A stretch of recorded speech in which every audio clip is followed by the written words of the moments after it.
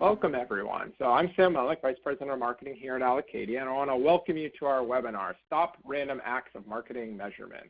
So we're going to have Allison Snow, who is Senior Analyst at Forrester, walk us through some great content and really give you some specifics on the new rules for taking action and driving impact off of measurement. Before we get started, I want to walk through a little bit of housekeeping here. So first of all, we want your questions. So in the control panel on the bottom left, the Ready Talk control panel, if you have a question at any point, just pop it in there. We'll have some time at the end to go through this, and we'll get Allison to answer those. In the same manner, if you're having any technical difficulties, pop a question in that panel. We've got folks on the back end who are in the background who can help you out there. Along with that, if you want to join the conversation on social, we've got a hashtag right down at the bottom, and you can also tweet at Allocadia. So join that conversation, and we'd love to have your participation there. So before we hand it over to Allison, I just want to set up a bit of an intro and a bit of how Allocadia looks at the world. So if you look at marketing and look at marketing today, what we believe is that there's two sides or two jobs of the marketer. So on one side, that right side of your screen is the doing of marketing. That's the execution. So it's everything that's externally facing, everything that the customer sees. It's the attracting, acquiring, retaining customers. It's the events, the emails, the webinars like today. Basically, when the average marketer, when they come in on a daily basis, they have a list that they need to do, and often those are the things on the do side of marketing. Then on the other side, which is the left side, is the running of marketing. That's what goes on behind the scenes. It's the strategy. It's the planning, the investment management. It's the connecting that data and information to what's happening on the execution side, then bringing it all back together to measure and ultimately optimize your plans and investments. If you think about those last two steps, measure and optimize, that's what Allison's going to be talking about today a lot. When you look at Allocadia, where we focus is we firmly sit on that run side, that left side, that running of marketing, or what we call marketing performance management. When you look at it, Allocadia helps marketers run marketing like a business, help you manage your investments, create your plans, connect to systems like Salesforce or marketing automation, and ultimately tie that data together so you can measure and optimize. So with that quick intro, I'm going to pass it over to Allison to kick us off. Thank you so much, Sam. Thanks to everyone for joining us. I always say this, but it is midday and you've got plenty to do. Thank you so much for giving us a little bit of your time today, and thanks to my friends at Allocadia for having me. I want to kick off by saying I joined Forrester 3 years ago, and I'll spare you all of those details and things I've been talking about, but I have focused on measurement and performance management for those 3 years. It is a concept that plagued me a bit as a practitioner before that, and something I take great interest in. So I'm really particularly excited about this topic and excited to be here. Thank you. If you're not familiar with Forrester, we are a research-based firm that works with business and tech leaders to develop customer-obsessed strategies that drive growth. And today, we'll talk about driving growth by applying some new rules to marketing measurement. We'll explore the elephant in the room, so to speak, just my way of describing some of the spoken and unspoken challenges facing marketers like you today for some context. We'll walk through the new rules. We'll talk about how they require a new mindset, and we'll talk about how they require new methods to cover them. The essence of the new rules, by the way, it's really about moving from a world where we strive to understand what happened and build reports to a world where we strive to understand why things happened and how to replicate or prevent those outcomes and how to communicate those results in the context of business impact. So in that spirit, we'll also cover 7 steps to developing an insights-driven performance management plan. So in this brief portion, I want to zoom out for a moment, if you'd all just kind of come with me and zoom out and think about what we're up against as marketers. Because it's not just the difficulty of reporting. Our challenges to translate activities to business impact are wider than that and really need to be considered. For that reason, we'll start broadly by examining 3 make-or-break challenges facing marketing leaders. These translate to extremely high priority customer experience, analytics, and insights challenges. They're not mutually exclusive at all, which is why I'm including them here. Solving for any one of them requires solving for another, or at least making progress against solving for the other. Experiences really matter, and experiences for customers require data, insights, and orchestration. So we can't develop insights without data, analytics, tech, and processes, the main ingredients to measurement, and we can't provide superior experiences to customers without insights. It's just important to me that we take this time to escalate this conversation to one about the customer and one about what we say and how we help customers experience our brand and our offerings, because that's really what we're talking about here. It's really how measurement escalates. And ultimately, this doesn't look like generating canned reports from platforms. It looks like insights that connect very deeply to decisions and actions and forecasts.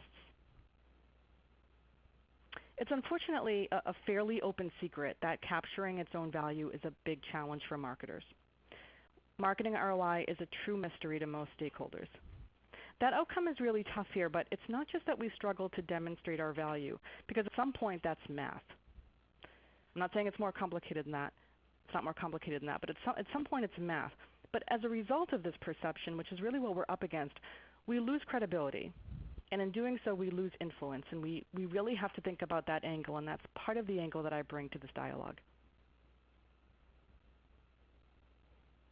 Because actually measuring results is hard and seemingly getting harder, right, rather than easier. It's really trending in the wrong direction for us. In 2017, global B2B marketing decision makers said lacking the ability to measure results was a top 5 marketing concern. In 2008, it elevated to top 3. 2018.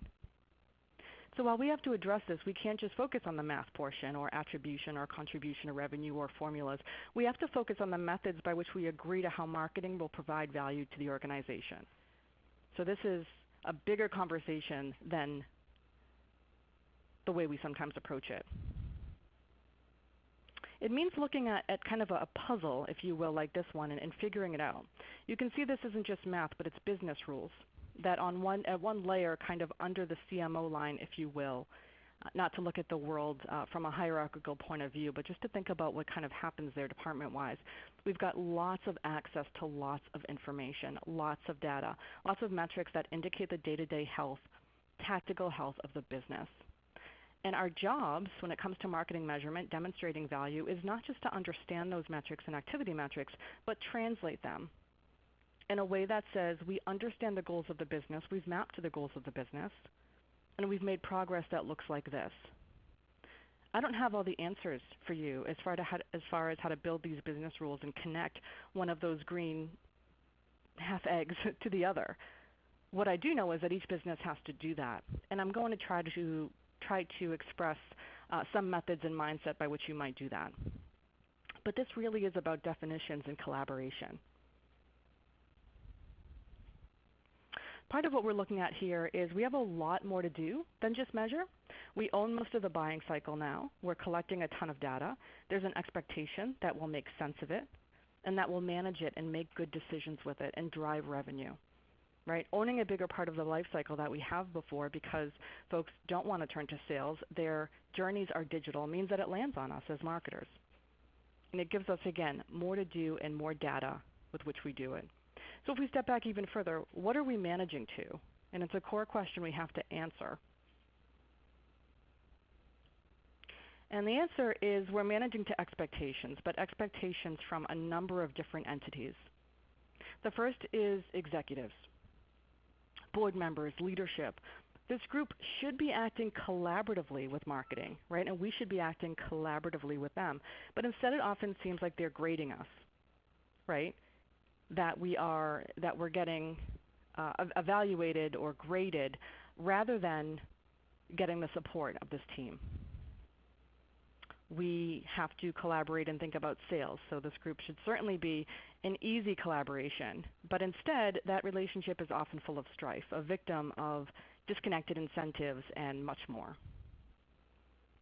We serve customers too, of course, and we strive to do that very well, but customers are very demanding, they're not very homogeneous, and so we have to think about that and what it means. Sometimes we're serving internal projects like I'll just call it digital transformation, to have a placeholder for any of those internal projects that are high priority and have expectations that aren't necessarily people-based or project-based, but concept-based, right, that will move toward a different type of business. And pressures come with that. And finally, sometimes we don't know what we're serving or what results are desired. We scramble to build reports that demonstrate progress against a host of things, for a board audience maybe, in moments that are last minute, confusing, and disorderly, chaotic, I would say. And that's why lack of defined metrics, that's what lack of defined metrics to measurement success looks like. And 61% of you likely feel like that's an ongoing challenge. So we've got executives with demands. We've got sales with requests. We've got customer experience requirements. We've got demands from established high priority internal projects. And of course we have responsibilities we don't see coming. And what does that really look like and translate to, right? So we know these things are true philosophically, but it ends up looking a little bit like this. It looks chaotic. It looks like there's a whole lot coming at us at once. It looks very chaotic, more chaotic than I really have the skill to represent on a slide, but I think you get the picture. This is just the PowerPoint-based representation of what all of these demands might look like and feel like as they come at you. So we need some new rules. And we need rules that specifically address the old ones. So I'm going to walk through these. We need to focus on measuring to improve value, understanding what works rather than constantly striving to prove value. That pursuit doesn't help us understand what's working. We need to add proactive value to the C-suite rather than be an order taker or the department that needs the C-suite to give it a break every now and then because it's a creative function, or give it a break because those business rules haven't been creative.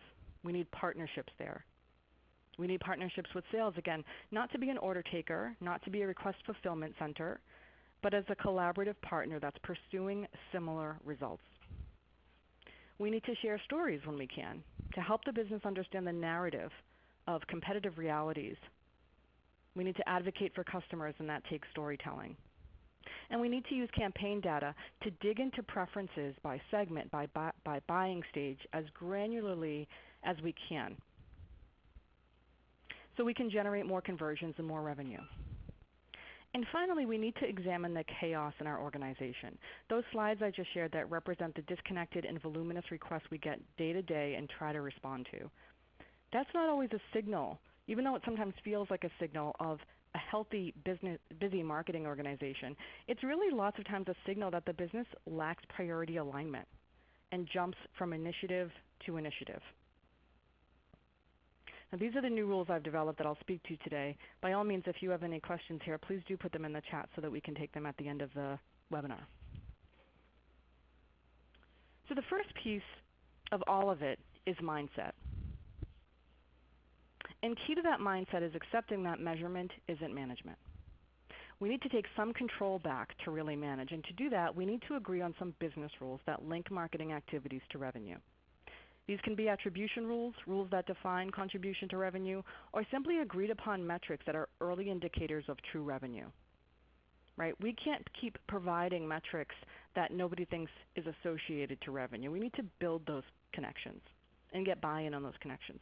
We have to think about how many reports we design and share, how much data we disseminate, and ensure that all reports are linked to decision making and have value. Right? And also that we're not, without meaning to, shining light on metrics that don't matter and causing confusion for our audiences. We need to help the audiences understand that factors in marketing results, reports, don't explicitly cover things like sales effectiveness or the competitive realities of the product portfolio, or competitive movement of any kind for that matter, or the changing preferences of the buyer. None of these things are in reports, but they're key to understanding performance. We need to understand and make a business case for the tech we need to do all of that if we haven't already. And we need to get aligned on expectations with key audiences so we don't get caught up in discussions, and I know you know what this feels like, about what success looks like at the moment when we're examining results. It's no time for negotiation of what success looks like when we've closed the books on an activity or a campaign. In too many instances, we skip all of the items I just named, and we design campaigns, select channels, build audiences, develop content, all of that stuff before any of the above is addressed. So let's look at this relatively cartoonish representation of marketing versus managing, and it's quite simple. The first example is a strategic planning process. A simplified version, but you get the point. In this instance, measurement happens at the end, but management starts at the beginning, informing goals and budget. The same with the second example. The difference is understanding success at the end of the line rather than as part of the planning process. Understanding the story we want to be able to tell before even setting a campaign goal.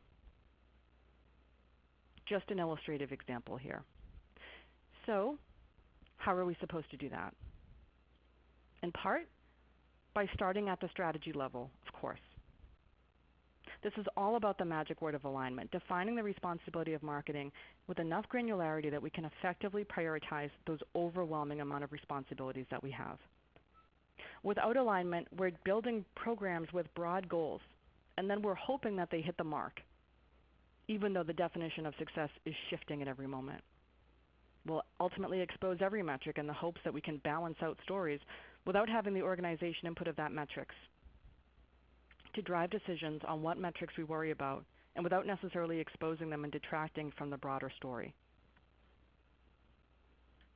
If we don't do this, everything is urgent.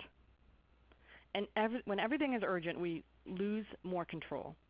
And it's indicative of an ill-defined and frankly undisciplined go-to-market approach.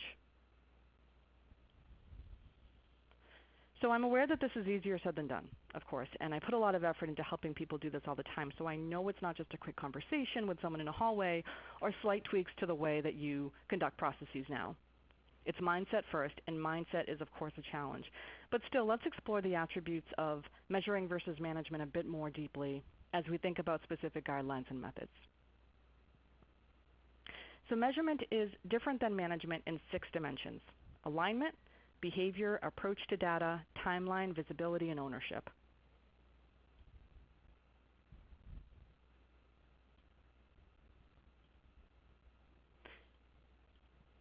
So these slides, unfortunately, I will walk you through what this should say in the measurement boxes. You don't see it here, but I believe you'll get the slides after, and we'll make sure that these are updated. In the domain of measurement, the approach is aligned to the funnel. What's happening in terms of our sales stages? Behavior is reactive. We think about what happened. Data is siloed. Activity data lives in engagement and execution packages, and we report from those to illustrate performance. Think about printing a report from a CRM or a marketing automation tool. From a timeline perspective, we're backwards. We're always looking at history. From a visibility perspective, things are difficult because nobody really knows what they're looking for, and things can't be transparent if we don't know what we're looking for. Finally, there's a question of ownership. The ownership structure in a measurement world lives at the executive level. We're sort of told what to do, act as order takers, getting graded, but not collaborating. And it's different for performance management. It turns all of that upside down. It aligns to the life cycle according to the customer. It doesn't stop at acquisition, but extends to things like retention, loyalty, and advocacy. It cares about things outside of the funnel, like those market forces we talked about earlier, product competitiveness, substitutes, all sorts of factors that impact progress against organizational goals and are really a core part of the story of performance. It's proactive. It requires understanding of where you want to go before you start constructing roads. From a data perspective, we have to connect it to manage performance. We have to look to various sources of data and combine them to understand and tell stories instead of share activities. The timeline becomes forward-looking with some level of prediction and forecast. Results become more transparent because we're proactively sharing all of the relevant information. It's not hidden among other information that's irrelevant. We desperately want everyone to understand what's happening because we're not being graded. Rather, we're enthusiastic to share our efforts and the results because we know, right, in a healthy performance management organization, we know that even if we don't have the desired outcome we wanted, we've tested something and learned something and reported that learning back to the business. And finally, from an ownership perspective, it's an agenda that we help build. And that's really important for ownership and for influence and authority.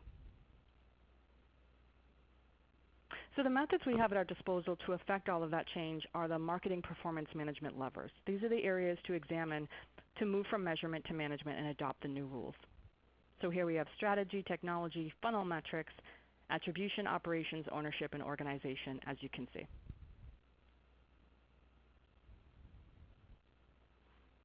And these aren't wildly difficult to interpret. Some simple definitions occur here, and I'll walk you through all of these. Strategically, we simply want to work with the organization to align to explicit business goals, to understand success, to play a role in defining it, to ask the business to make commitments of their own to a strategy so that we can do our own urgent alignment as well. Think about the alignment we have to do to meet our goals. We have to make sure we have the right technology, which is just one piece of it. We all have to make sure we have the right staff. This webinar isn't about technology, but I can tell you that beyond your systems of engagement and beyond Excel, you need technology to do this at any scale. Despite my previous comments on the funnel, I know I talked about funnel metrics being not quite aligned to the life cycle, it is still important that you think about funnel metrics. What's important is the concept of sales stages. The sales stages is the tool that you have to simply calibrate your marketing to the customer's individual buying journey and understand performance in a detailed level, right? Understand how leads move from awareness to engagement, for instance. Right? If we don't sort of wrap those parentheses around the pieces of the customer journey, then we're just trying to analyze a very, very large and elapsed time loop. That's very, very difficult. Attribution doesn't have to be full-fledged tech effort, but it's more about the business rules, again, that empower you to talk about marketing in the context of revenue outcomes. Operations becomes a bit of a cultural piece. It's really a function of the habits of an organization to make decisions with data over gut. That managers say, what is the data to support this? What is the deep analysis? Why do we think this? Why are we making this decision? What's behind it? Habits. Ownership is the process of exerting more influence in the performance agenda, setting goals that you're comfortable committing to. And finally, organization. It's a relationship-based agenda. This webinar might be about marketing and marketing measurement, but you can't manage performance effectively or adopt the new rules without the broader ecosystem. It doesn't include just the classics like sales and executive. It includes teams like HR that support the talent initiatives that you require.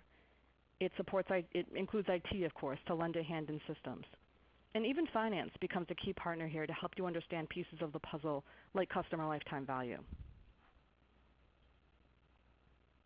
Metrics can be hard to determine as you go to build them and share them with the organization and gain buy-in. So it might be helpful to you as you begin, if you're beginning, or review these if you're not, to play a role in defining the performance agenda and have a few of these in your pocket that capture value in your own organization. These are my favorite metrics categories. Clearly volume is one, just measuring the movement of individual leads from one portion of your sales stages to another. Velocity is a very, very high-level metric. This really, really helps us understand how fast leads are moving through our sales process, but also where we're stalling and what sort of elements need extra attention. Velocity is a good executive-level metric among all of these.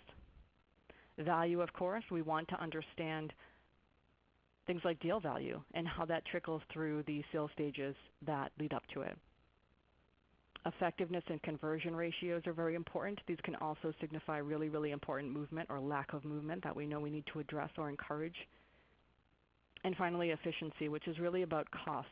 And for some executives, this can be very important. This might help you make decisions at your organization.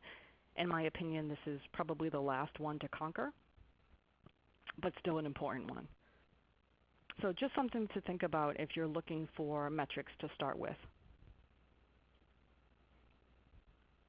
So I'd like to sort of prepare for landing, if you will, so to speak. Sorry, bad joke.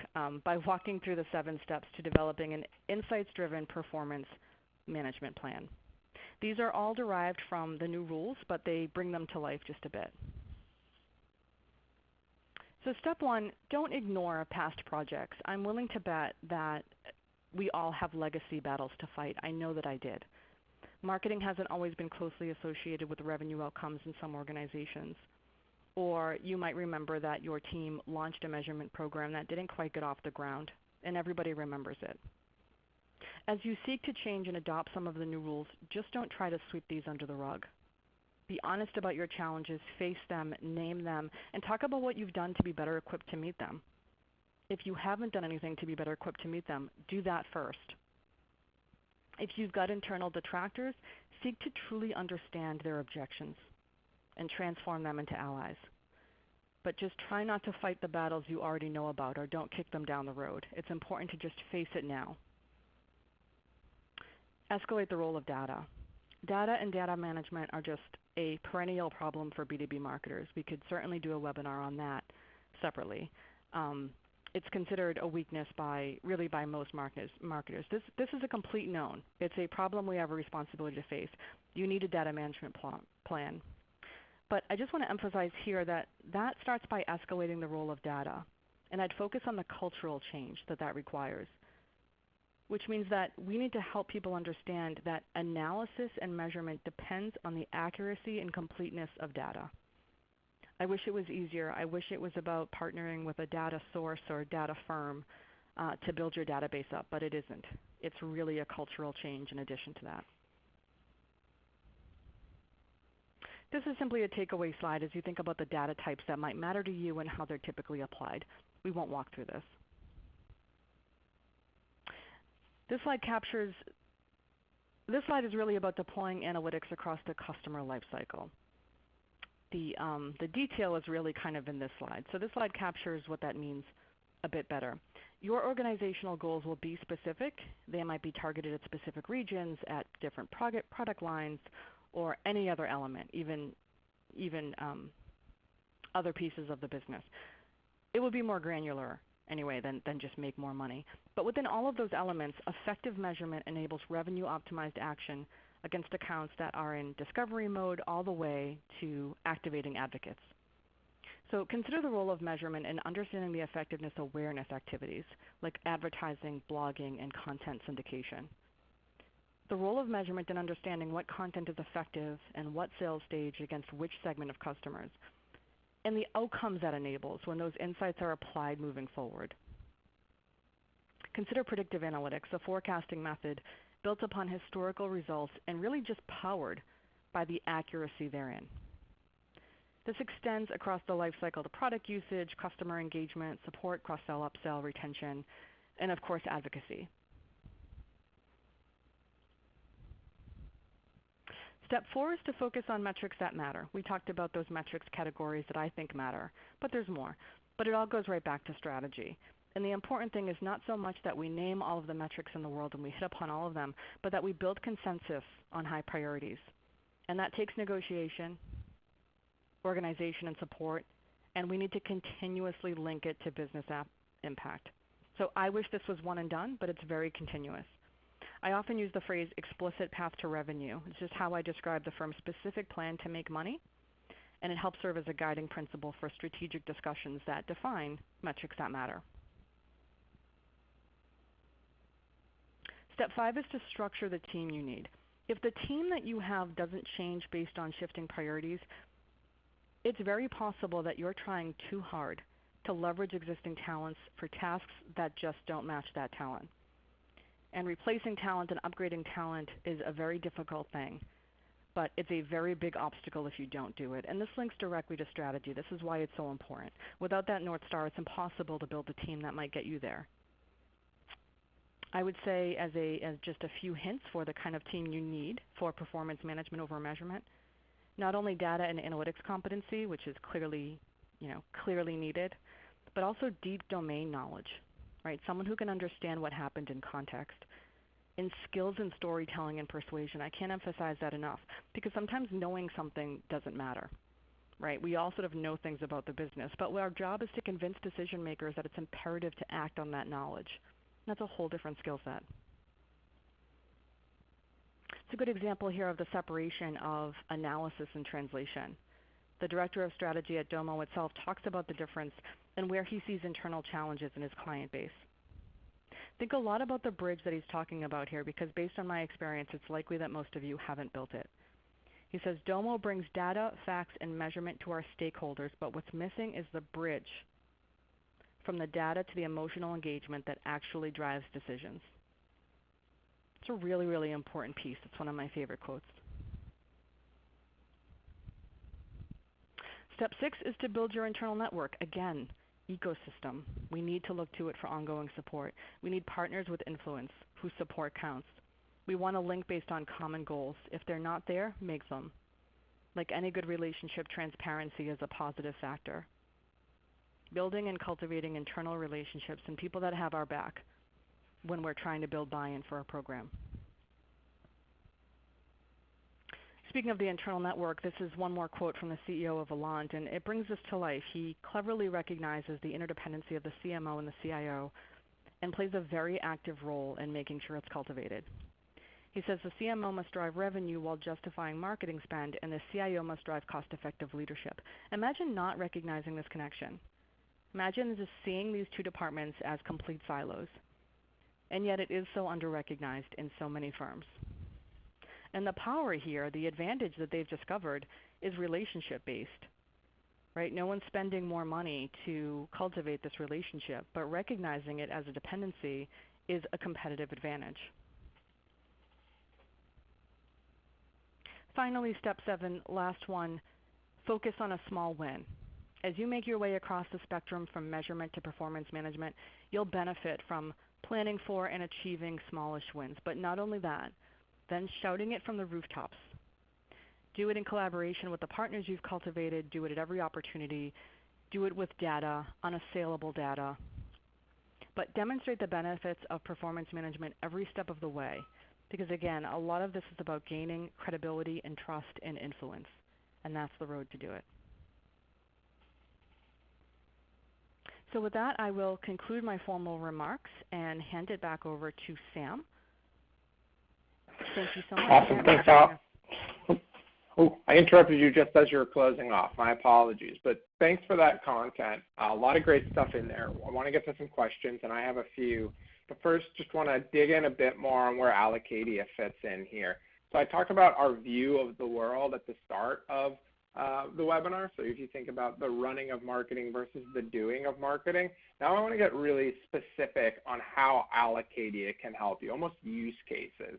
And I'll break these out pretty specifically and go through them. So on the upper left here, you have the reducing complexity of marketing planning. So with a solution like an Allocadia, you will get yourself out of spreadsheets and into a SaaS platform that'll help you with your financial planning, with your overall marketing planning. Next, you'll want to align those plans and budgets to strategic goals. So that could be CMO goals, that could be corporate goals, that could be departmental goals.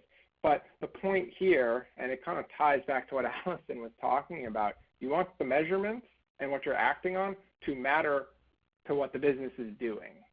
Once you're at that point, you want to be able to take control of those investments. And for Allocadia, those are dollars. But in general, when you think about that, that could be time, money, resources. And you want to understand, what am I spending? Where am I spending it? How much do I have left to spend? And why am I spending those dollars? So being able to true up so you can answer those questions quickly. I'd say those three are a baseline of use cases or capabilities that you need as a marketing organization. Then you get into actually connecting that data source. So the first one, which is the bottom left, is connecting your plans and your budgets to the work being done. So connecting to work management systems like a Workfront or a Write, connecting to Salesforce or Marketo to kick off campaigns. This is to save time for your marketers so they're actually doing marketing versus spending time re-entering data, creating campaigns, et cetera. You want to automate that. The other connection point is data for actionable insights. Again, this is a lot about what Allison talked about, but you want to connect that I and those plans with the R. So again, connecting those runs and those do's to bring those together to ultimately measure and optimize your performance. So if you think about the different pains you're feeling, the different priorities you have as a marketing organization, if one or more of those check off, we'd love the opportunity to talk with you, talk about how Allocadia can help you moving forward. Well, I'd love to, at this point, appreciate your time. As Allison said, you all have choices. There's a few questions in there. If there's other questions, please share them. I'm going to walk through them now. Also, as a heads up, we have a webinar series coming up over the summer around designing the marketer's data set for better execution. We've got 3 great webinars there, and it really aligns well what Allison talked about here, this idea that for success, you need to be thinking about data first, particularly in this new world of marketing that we see. So with that, Allison, I actually want to go back to a couple of slides that you had and ask you a question on this. So in the first slide that I'm looking at now, I just flipped to this escalating the role of data. It's this idea of data management. It's not just popping out a report. It's not just popping out or acquiring a data source. You actually have to be purposeful on your data strategy, so to speak. That resonated with me, but my question is here, when you look at this slide around measurement versus management, when you think about the management process, where does kind of that data strategy, what type of data do you need, what type of questions are you trying to answer, like how important is that, and where does that come in specifically? Is it at the start, or is it at some point in the middle? It's a really good question. I think that part of the reason why, and you sort of sing the same song here, starting with strategy, is we get to, I talked a lot about defining the talent behind it and the technology behind it and gearing up to kind of understand what real assets we need to meet the requirements of the business and the goals that we set. I think what I could have talked about more there was also the data piece. So the data becomes one of those assets to meet the strategy. It keeps us from saying, I want all the data, right? To saying, I want the data that matters. I want the data that helps me understand what's indicative of success. I want the data that helps me understand my customers, if that's a requirement for setting the goal, and I would say that it is. I do think it follows goal, somewhere between goal and budget. I'm not sure if it fits that neatly, but I do think it is one of those functions that you have to align very, very deeply to the strategy. So again, just to really illustrate this, as deeply as I can, when we think about the strategy, we really have to evaluate a number of things and ask ourselves if they meet it. Talent is one of them. Again, that can have very, very difficult choices, but it's very, very easy to say, let me work with the talent I have against these goals. And then it's easy to say, well, this is the database I have against these goals. That's not acceptable. We really have to evaluate the data we have and the context of the goals that we have. And of course, the technology is in the same boat. I hope that is clear. No, it is, and I appreciate it. And kind of how I look at the world when I see these things is, it's like you need the talent, you need the strategy, and then there's also the data around it. You can't just expect it to magically happen. It has to be part of the strategy, and you have to be a purpose around it. And the data can't sit in silo, the talent can't sit in silo, the strategy can't sit in silo. They kind of have to sing in harmony, which you talked about throughout this webinar. Mm-hmm. Yeah, how many for it? Excellent. So another question, you went through a lot here, but is this a CMO charter? Is it a marketing ops charter? Is it CMO must take this seriously and then delegate it to X, Y? Like in your experience, kind of who's the one that has to take the bull by the horns or take the reins here, whatever analogy you want to use? Yeah, I think it's a CMO. It's one of the reasons why I started with the challenges facing CMOs is I think all of the things we talked about, even though we got a bit deep, really does ladder up to those goals. Or goals isn't really the right word, but initiatives, challenges, high priorities, the agenda that will make a CMO successful. Part of it is customer experience, part of it is insights, but all in the name of providing better experiences, which are expected to result in higher revenue. So I think this is the CMO agenda. I think as always the CMO, which sort of dovetails nicely with the last question, again, building, that person has the responsibility to build a team that can do this, to build a team that can manage the data that can do this, build a team that can evaluate the technology to do this. But I do think overall where we started in this presentation was absolutely at the CMO level. Those are initiatives that are board level, executive level, shareholder level challenges. Yeah, no, I agree, and it totally makes sense there. You went through the 7 steps to improve how you address this. Are those linear? How fast do you see people going through them? How long of a process is this, and how do you recommend folks kind of chunk it up? That's a great question. I don't think it's linear, and I know that steps 1 through 7 kind of imply that it is, so I guess I'll apologize for that. I would like it to be linear, but I think the internal network comes first. The sharing the vision with the larger organization and getting buy-in to move from measurement to management, I'm not sure that you have to use those words, but certainly going from a data-driven organization to an insights-driven organization, whatever words you would use in your internal organization to influence and persuade, they are going to require the ecosystem. So really getting the ecosystem in place is probably number 1. There's no way you'll get budget for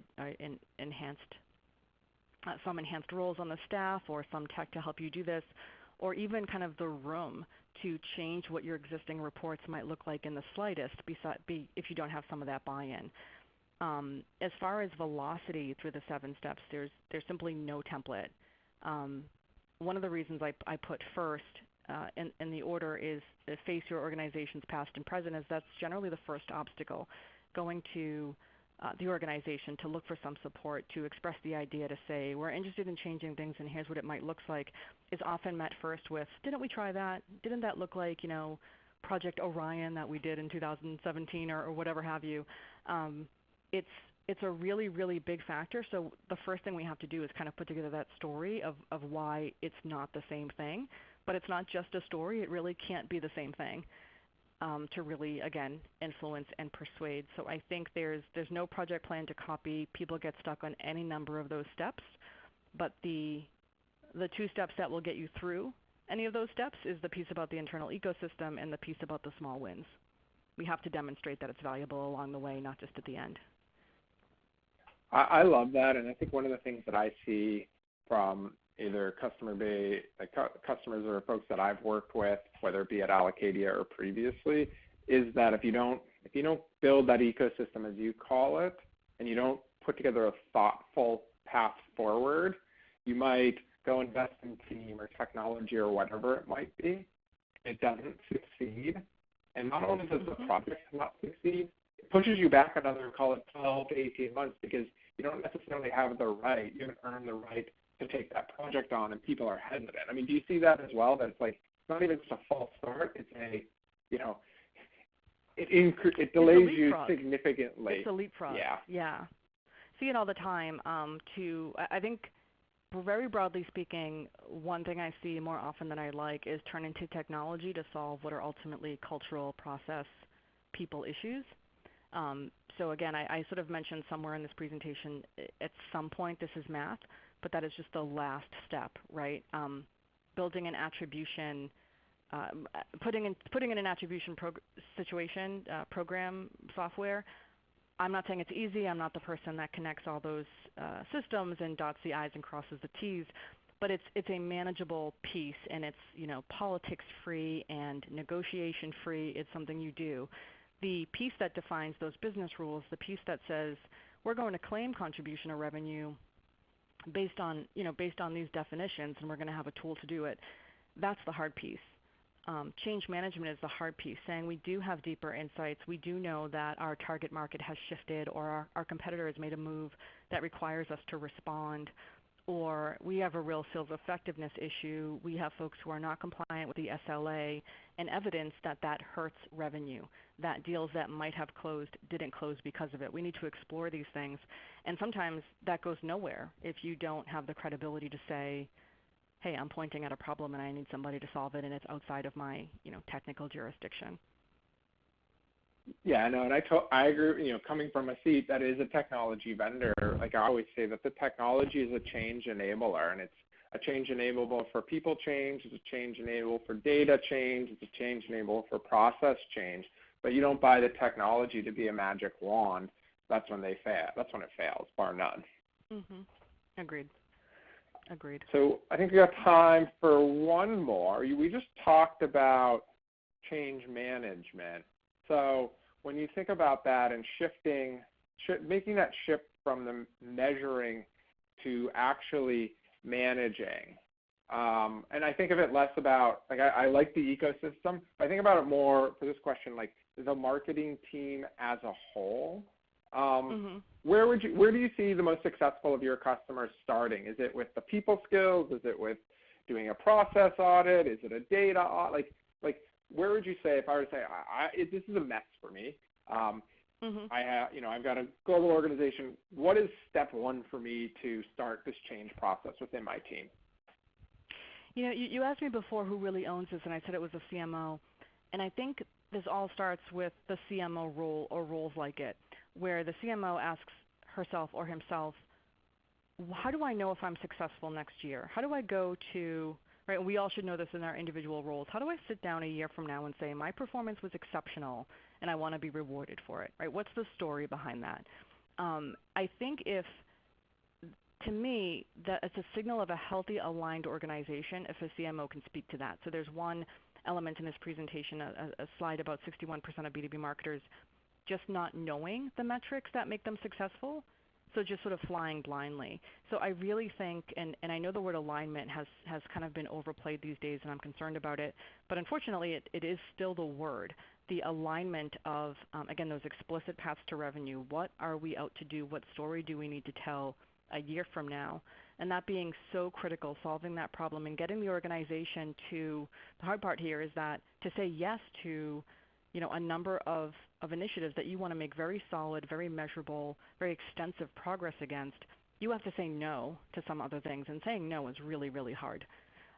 It's hard for an executive team. It's hard for a CMO because you want to respond to all of those requests you got in those kind of chaos slides. But we can't. So the list even, I'm not saying anyone kind of makes this list, but the dialogue that says, what are we saying yes to? What are we signing up for? What does the organization expect from us? Is it consistent? Can we expect that this will still be the case in 6 months? And then we can do the hard work of aligning the staff to it, aligning the tech to it, aligning the data to it, and hoping that stays constant. And I think that's step number one, just clear alignment and translating that to specific goals. That's interesting, and we'll close off in a second, but I really like that alignment and being specific in terms of what are the goals and what is my, for purpose or charter for the year. And that's it. Like, I don't know if I was expecting you to say that, but I really like that answer. And the reason is we were at the Serious Decisions Forrester conference, I don't know, a few weeks back, and that alignment piece came up over and over. Totally. We had a case study with GE. GE Digital, and like that came up. The marketing ops, some of your colleagues in the marketing ops, I think it's Kerry Cunningham in the marketing ops group, his presentation on revenue ops was very much around alignment. So it feels like that theme around alignment or even like connectivity of goals and across the board is prevalent right now in marketing and B2B marketing. And I love it. I'm all for that message. I'm all for the tech. I'm a tech geek. I want people to explore tech. I'm interested in tech. But I'm first and foremost a geek about process and a geek about understanding the connections in the organization, the fact that we're really trying to go to the same place and how incredible powerful that is, and just seeing as much as I've seen about that lack of alignment and how much it detracts. It's wild. I agree. And with that, I mean, I would agree. And it's alignment. It's wild, Sam. No, so it's absolutely wild, but it's alignment up, down, across. Like it's alignment in any shape or form. Like you can't underscore that importance because it's everything from goals to from your team rolling down to up to your CEO or board, across to other executives. So we're saying the same thing, but we're in vigorous agreement here. Yes. And we're aggressively in agreement. It's true. Excellent. So with that, we'll end the webinar. Allison, it's always a pleasure and really great content. We appreciate it. And thank you to everyone who joined. Appreciate your time and participation. Again, we'd love to see you in our upcoming webinar series. And any questions, you can reach out to hello@allocadia.com or sam.melnick@allocadia.com. I love talking marketing, connecting with other marketers who have similar problems or trying to solve similar solutions.